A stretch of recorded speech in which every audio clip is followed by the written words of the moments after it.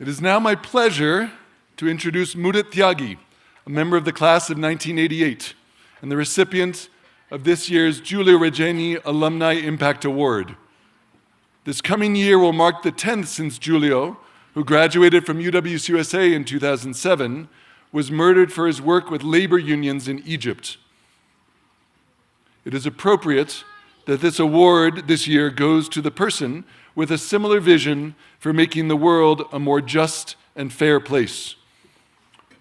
Mudit is the founder of Akshara, an initiative based in India that empowers rural youth through long-term educational and vocational support.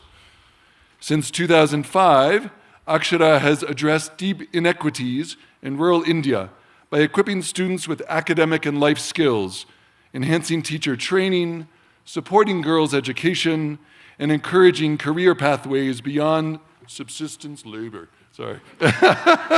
Go away, B. And this means that I have known Mudit for 20 years.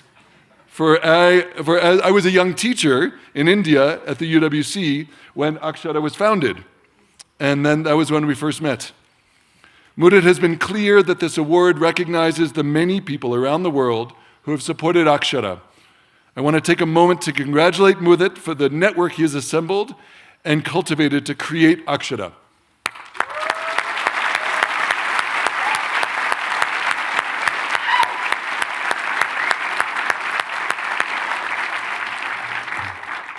And while he can accept this award on behalf of all the people who have helped, we can only have one person speak at graduation today. So Mudit is here to reflect on his work and on his UWC experience. Please join me in welcoming Mudit Tyagi to the podium.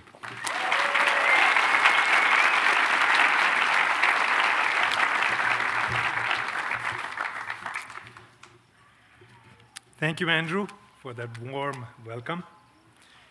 And I want to thank the leadership and the board who keep alive our vision for a better world. And thank you to the UWC faculty. I had breakfast with some this morning, and I know how much they care about you all. I cry a lot. Thank you to the staff and faculty together who care and guide our students through a transformative experience here. Thank you. I also digress a lot, so first digression. It's not in my notes. Thank you to the parents and to the getaway families and to the community that supports our students and believes in our students. Thank you. And huge congratulations to the class of 2025. Huge congratulations.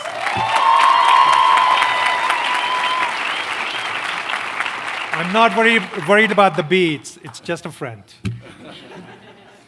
So over 2 years together, you've learned and taught one another many skills, above and beyond your academic achievements. And I know you worked hard for the academic achievements, but just keep with you. You have learned so much from each other, and you're always going to carry it with you. I can't wait to hear the stories that you will tell a year from now, 5 years from now, 10, 20 years from now. I would say 50 years from now, but I won't be around. So I have so many stories I want to tell you, but I only have time for a couple today.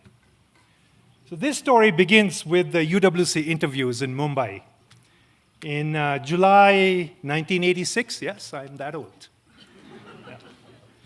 My grandfather, who suffered from anxiety, and he couldn't even cross the streets in our local town, he found the courage to accompany me to Mumbai, this hustle-bustle big city. He walked me all the way to the hotel where the interview was going to be, and then he stopped. He refused to go in. Too fancy for him. Now, my hosts in Mumbai, their empathy and their foresight that they brought me to this hotel the night before so I could walk around and get used to the fancy place. I'd never been in such a fancy place before.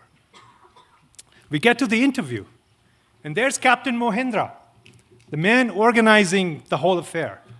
And he announces, we are going to keep this fair and square. The results will be announced an hour after the last interview. So now you think about the actions of these people.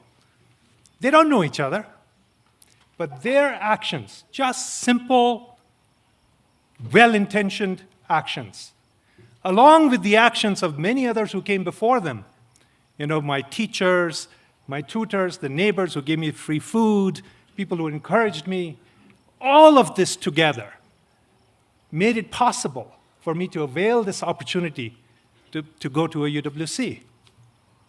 Now that day, when the results were announced, and I was told that I was chosen, I'm sure that you all identify with that. I was told you're chosen, selected.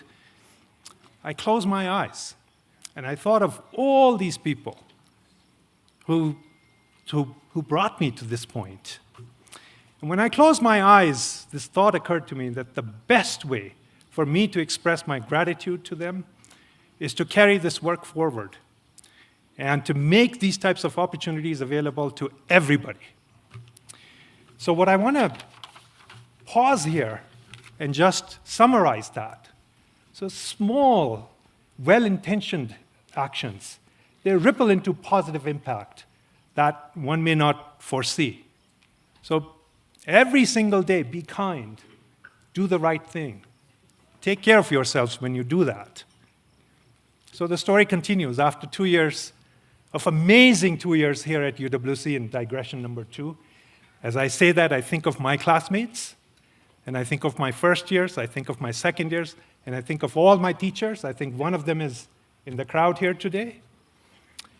So after those 2 amazing years, I graduated, and off I went to New York City in the summer of 1988. Once I got to the city, I rang the only phone that existed in my neighborhood in Agra, where my mother lived. So it was a phone booth, and you called, and you requested them to call your mom, because there were no cell phones, there was no email. Right? Okay, so mom shows up. She's on the phone. And the only thing she says to me is, the astrologer says that the planets are aligned in an unfavorable way for you. Things are going to be tough. You must give white-colored food to those in need. Promise me you will do that. I said, okay, I promise. Now, international calls were expensive, couple of dollars a minute in those days. So we kept it short. She hung up. That's it. No, I love you. Take care of yourself. Right? Okay, so now I have to feed people white-colored food in New York City. Okay. So I went to a pizzeria, and I washed dishes, and I scored some pizza bianca. This is amazing pizza. It has this amazing, yummy white cheese on top. So I got the white-colored food. Then I invited all the houseless people I could find living in the Columbia area in New York City and shared the pizza with them. And that's how I met Shorty. Shorty slept in Riverside Park, and he worked on the streets of Manhattan, mostly focused on Upper West Side. And he became, for the next 5 years, he became my friend, my coach, my mentor, my guide. As I think of Shorty, I start crying again. So one day, I announced to Shorty, Shorty, I want to take care of homelessness. I want to fix the world. I was filled with my UWC ideals. I was also filled with pizza bianca. The two really got me going. Right? So Shorty looked at me and he said, let's start small. Let's focus on a few blocks. Perhaps let's first get me off the streets, and if we figure out the way, yeah, if we figure out a way, then we can expand to others. Right? By the way, very good advice. Scope your mission. Scope your mission. Start small. So all attempts to get Shorty a job completely failed. So we decided we were going to make bookshelves from wood we found in New York City dumpsters and sell those to Columbia students, make money. That revenue would fund Shorty getting off the streets. So I know New York City dumpsters really well. And by the way, we were into recycling then. So we made one bookshelf. And guess who bought it? I had to buy it. Yeah. So Shorty always knew that our efforts to get him off the streets would not work. He always knew that. But he let me try. He let me fail. And he watched over me as I learned. One day he said, Moody, Shorty Moody, focus on kids who are at risk of becoming homeless. Focus on the kids. So he guided me as I tutored at-risk children with a wonderful program in New York City, the Liberty Partnership Program, which managed to send 85% of its students to college or to the Job Corps. Shorty's impact was profound. You don't have to be rich or highly accomplished to have impact. And if you keep an open mind, learning can come from anywhere, often from places you don't expect. Now, the vision for Akshara, similar to the program in New York, was to see rural kids through professional education into well-paying jobs. And a lot of people, too many to list, were involved in setting up Akshara, funding it, and supporting its graduates. People opened their homes. I want to mention Dr. Harsha Joshi, who designed and ran the program with the support of Mahindra United World College in India, where the program was housed. The administration, the faculty, all helped.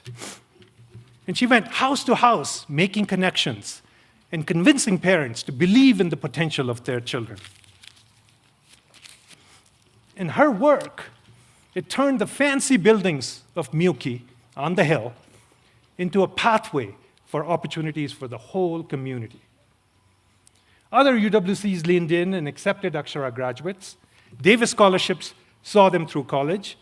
And today, the older Akshara graduates are actively supporting their communities, and they're looking to scale their impact nationwide. It takes a network of people to amplify impact. No one can do it alone.